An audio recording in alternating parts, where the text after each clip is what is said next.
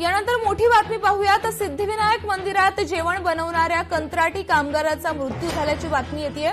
जेवण बनवताना उकळलेल्या पाण्याचा टोप अंगावर पडला आणि यामध्ये कर्मचारी 60% भाजला गेला। सचिन रसाळ असं कर्मचाऱ्याचं नाव आहे आणि दादर पोलीस ठाण्यात या घटनेची नोंद करण्यात आल्याची माहिती मिळतेय।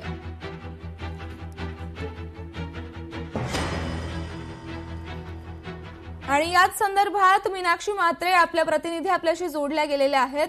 मीनाक्षी, सिद्धिविनायक मंदिरातून बातमी येतेय या ठिकाणी जेवण बनवताना उकळलेल्या पाण्याचा टोप अंगावर पडून कर्मचाऱ्याचा दुर्दैवी मृत्यू झालाय, काय अधिकची माहिती आहे?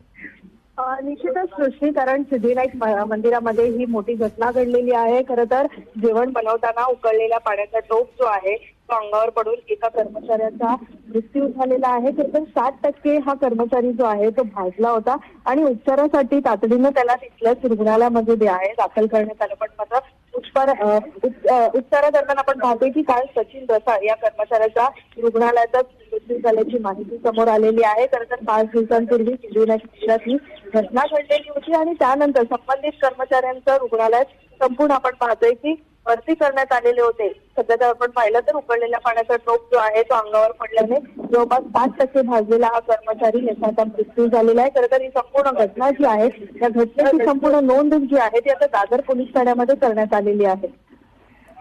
नक्कीच मीनाक्षी, धन्यवाद आपण दिलेल्या माहितीबद्दल।